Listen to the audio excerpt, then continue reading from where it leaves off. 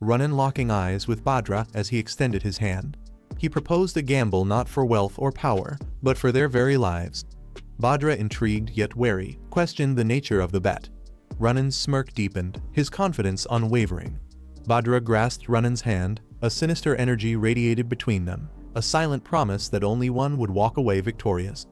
Elsewhere, Runnin had been deeply engrossed in studying curses.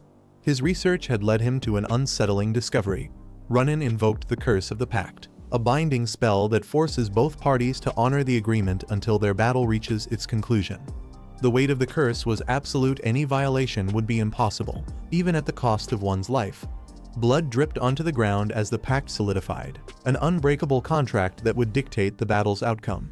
Runnin smirked, knowing this left no room for escape. He confidently challenged Bhadra, urging him to seal the curse, knowing full well that once it was written, there would be no turning back. Bhadra analyzing the situation. Defeating Runnin wouldn't be difficult, but now, with the curse in play, this battle was no longer just about power. Realizing that while defeating Runnin wasn't a challenge, preserving his body intact might be. Someone like Runnin, driven by sheer resolve, wouldn't hesitate to sacrifice himself if necessary.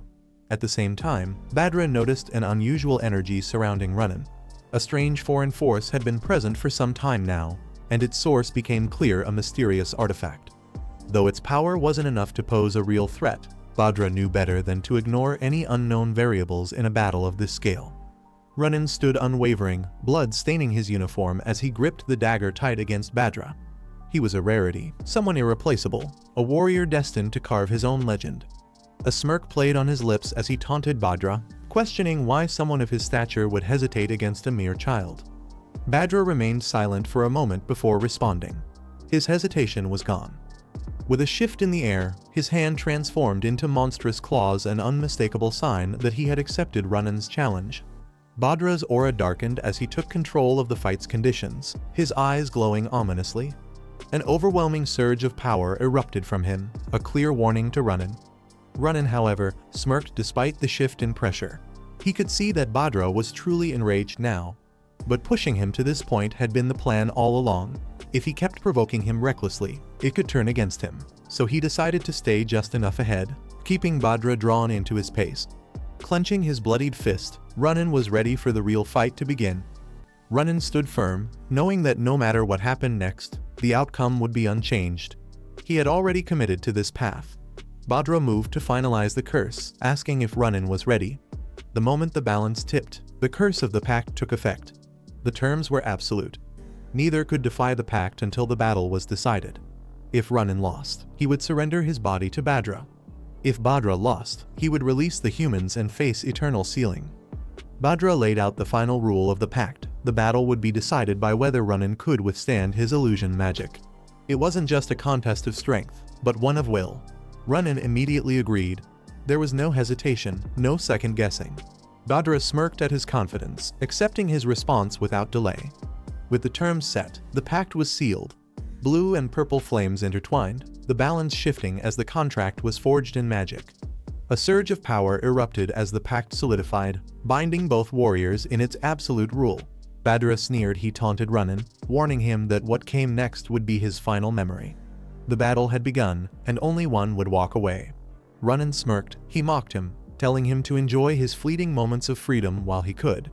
Once the bet was over, regret would be the only thing waiting for him. As power surged between them, Runnin's aura intensified. Then, suddenly the scene shifted. The sky stretched open, bright and peaceful.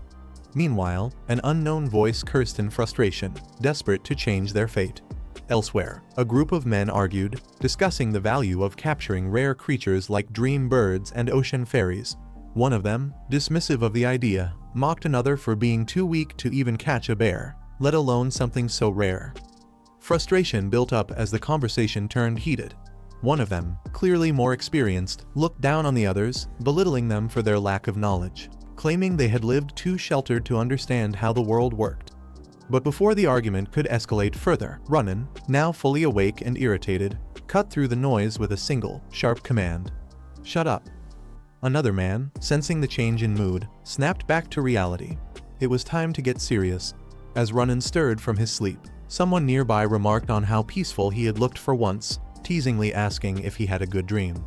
Now fully awake, Captain Runnin, leader of the disciplinary squad, sat atop a wooden railing, gazing at the open sky. Brushing off the question, he dismissed it as nothing but a foolish dream. Without wasting another moment, he cut through the idle chatter, ordering his squad to prepare for equipment inspection. Despite his composed exterior, a lingering thought remained. What he had just experienced felt too real to be just a dream. One of the soldiers, Ballas, finally voiced his frustrations, demanding answers from Runnin. How much longer would they be stuck in this endless cycle? The disciplinary squad felt like a death sentence, and he feared they'd never get out. Smirking, Ballas threw out a reckless suggestion: why not just desert during the next battle? If Runnin led the way, they could all escape together. His tone was half joking, half serious, but the desperation in his words was clear. He continued, casually bringing up the idea of poaching someone to secure the funds they needed. But before he could finish, Runnin's voice cut through the air. Cold, unforgiving. He had warned Ballas before. One more word about poaching, and there would be consequences. Now, his golden eyes burned with menace as he made his intent clear. If Ballas spoke of it again, he would personally make sure he never used his hands again. Ballas immediately backtracked, laughing nervously and rejecting his own idea before Runnin could follow through on his threat.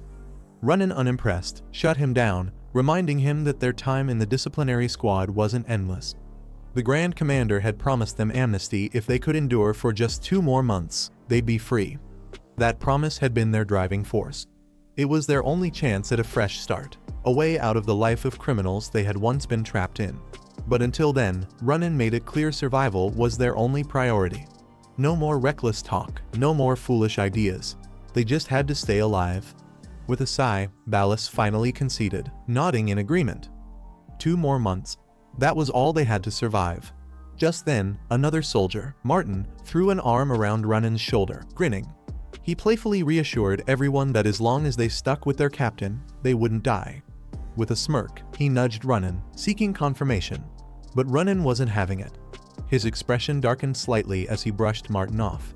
Everyone was responsible for their own survival. If Martin was looking for someone to hide behind, he had the wrong idea. The squad burst into laughter as Martin jokingly declared that his own life was his top priority. He playfully warned them not to get on his nerves, or he'd abandon them in a heartbeat. Meanwhile, Runnin reflected on a crucial detail he hadn't shared with them: the Grand Commander's true offer.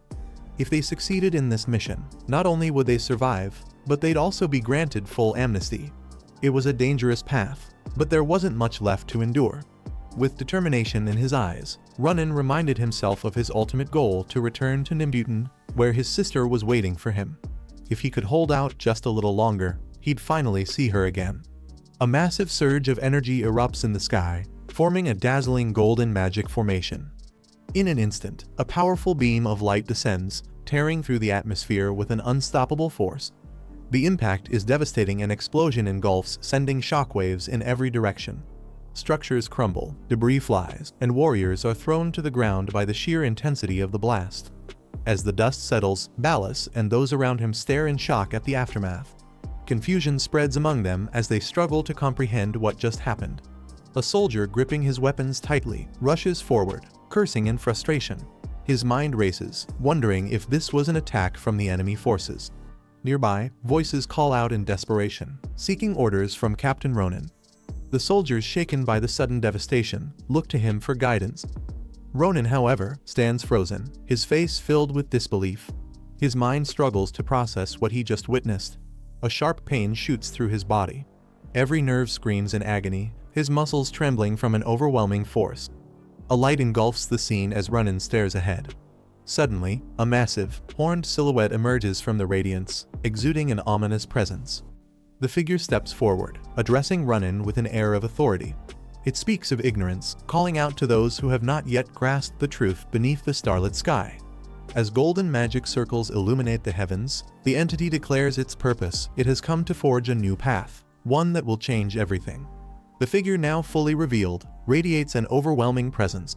With large wings and a powerful stance, it appears as both divine and terrifying. Golden magic circles glow behind it, intensifying its formidable aura.